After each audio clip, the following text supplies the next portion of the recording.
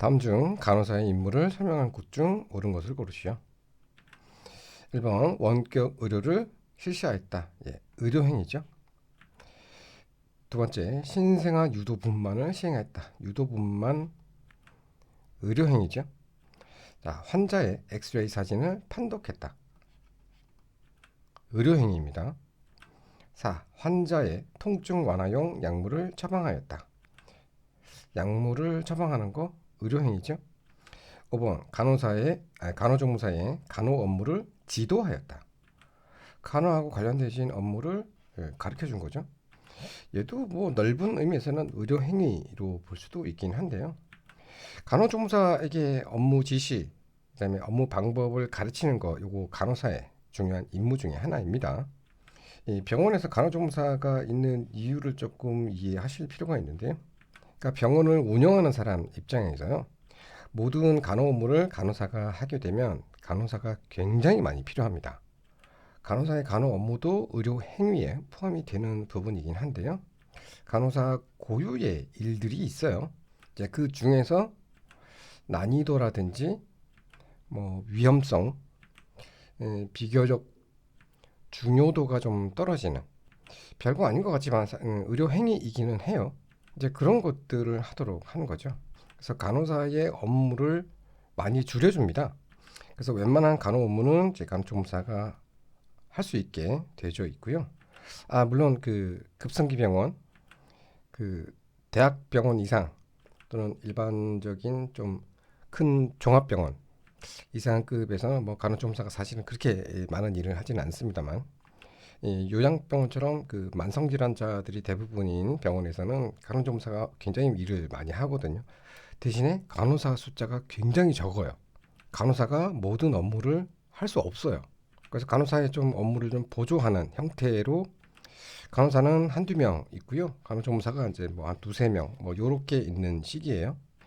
주로 이제 간호 기록, 그다음에 조금 어려운 진료 행위 이런 것들은 간호사가 하고 바이탈을 잰다든지 그 오래 누워 계시는 환자분들은 욕창이 되게 많거든요. 그런 욕창 소독하는 드레싱이라든지 뭐 수액 교체하는 거, 그다음에 기저귀 차고 있으면 기저귀 가는 거, 폴리 하고 있으면 소변 주머니 비우는 거, 뭐 이런 것들을 하고요.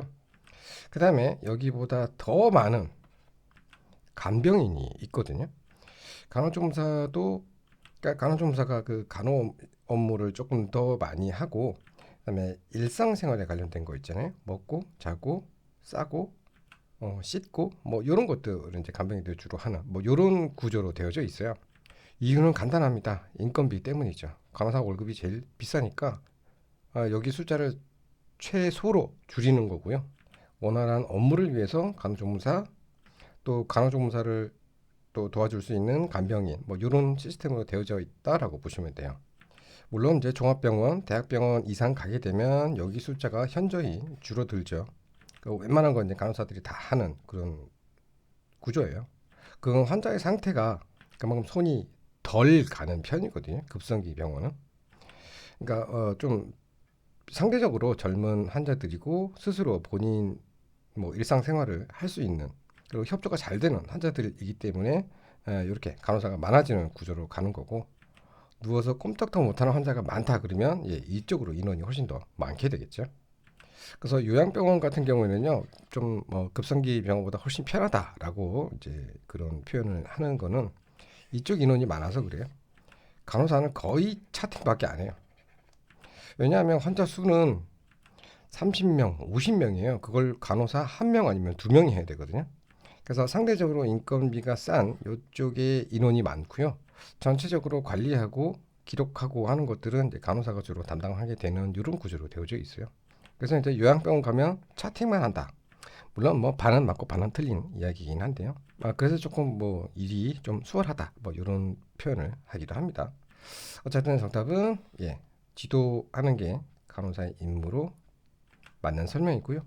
1번에서 4번은 정확하게 진료 행위라고 얘기합니다. 진료라고 하는 거는 진찰, 치료의 개념이에요.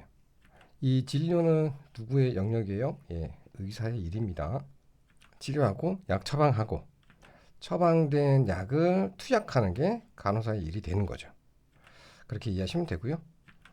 간호사의 업무를 임무로 한다. 임무란 얘기예요. 해야만 한다는 거예요. 자, 첫 번째, 환자의 간호 요구에 의해서 환자를 관찰하고 자료 수집하고 간호 판단, 그다음에 요양에 필요한 간호를 제공하는 것이 간호사의 첫 번째 임무이고요. 두 번째는 뭐예요? 의사, 그냥 의사라고 하면 되겠죠? 의사는 의사, 치과 의사, 한의사 세 개밖에 없어요. 의사의 지도하에 시행하는 진료의 보조예요. 그러니까 진료는 의사의 일이다. 이렇게 이해하시면 되고. 자, 세 번째, 간호 요구자에 대한 교육, 상담, 건강 증진을 위한 활동을 준비하고 수행하는 것. 이게 중요한 간호사의 업무이고요. 요거 외에도 대통령령으로 정하는 보건 활동이 들어가는데요. 여기가 조금 어려워요. 그다음 제일 마지막이 간호조무사가 수행하는 가목에서 다목이니까 요거죠. 간호사가 하는 일의 업무 구조에 대한 지도. 이 간호사가 하는 업무를 보조하도록 알려주는 거죠. 왜 알려주겠어요? 시키려고 하는 거지. 자, 그 다음에 대통령령으로 정하는 보건활동을 좀 보도록 할게요. 시행령이라고 되어 있죠. 대통령령을 얘기를 하는 거고요. 2조에 간호사의 보건활동에 대한 내용이 있는데요. 여기 나오죠. 대통령령으로 정하는 보건활동이란, 자, 농어촌 보건특별법 있어요. 여기는 의사가 가지 못하는 좀 외진 곳이라고 생각하시면 되고요. 이쪽에 가면 보건진료 전담 공무원으로서 일을 하게 되는 거거든요. 여기는 보통 그 의료 취약 지역이라고 해가지고 큰 병원도 없고 의사도 잘 없는 그런 곳에서 의사처럼 좀 가벼운 의료행위는 할 수 있게 법적으로 보장을 해놨거든요. 간호사는 의료행위를 할 수 없어요. 근데 유일하게 의료행위를 할 수 있는, 그것도 좀 가벼운 의료행위를 할 수 있는 곳이 의사가 없는 의료 취약 지역에서 보건진료 전담 공무원으로서 이런 의료행위 조금 할 수 있습니다. 예를 들어서 피부가 찢어져서 꼬매야 되는 상황이다. 의사가 없는데 의사가 있는 큰 병원까지 가기에는 시간도 많이 걸리고 그동안에 출혈 위험도 높고 하기 때문에 그런 좀 응급 상황이라든지 그럴 때는 봉합할 수 있습니다. 간호사가. 거기는 일반 병원에 근무하는 간호사의 자격으로 하는 게 아니고요. 공무원 신분이 되었기 때문에 요 법적으로 보호를 받을 수 있는 의료 행위를 할 수 있다라고 보시면 됩니다. 다음 모자보건법에서 얘기하는 모자보건 활동이 있는데요. 이거는 임산부, 영유아, 미숙아 이 사람들을 대상으로 건강 관리를 위해서 가정 방문할 수 있거든요. 이것도 진료 행위잖아요. 근데 모자보건법에 모자보건의 활동의 하나로 이런 가정 방문에서 하는 의료 행위 정도는 허용을 하고 있습니다. 그다음에 결핵 예방법에서도 보건 활동을 규정을 하고 있는데요. 결핵 환자한테 뭐 약을 준다든지 교육을 한다든지 이런 것들. 그다음에 이제 이런 법들 말고 다른 법령에서 간호사의 보건 활동이라고 정해놓은 업무가 있다면 그것도 간호사의 보건 활동에 포함될 수 있어요. 이거는 다른 법령에서 이런 보건 활동이 필요한 경우가 있을 수 있잖아요. 그 법령에서 정하는 필요에 따른 그런 보건 활동이라고 볼 수 있겠습니다.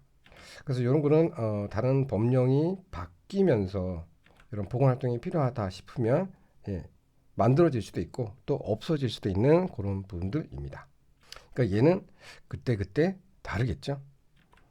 그래서 이거 간호사의 임무를 이제 문제가 나왔을 때는 의료행위, 요 의료행위 중에서 의사가 하는 진료하고 관련되어진 행위인지 간호하고 관련되어진 행위인지 요거를 구별할 수 있어야 되는 겁니다.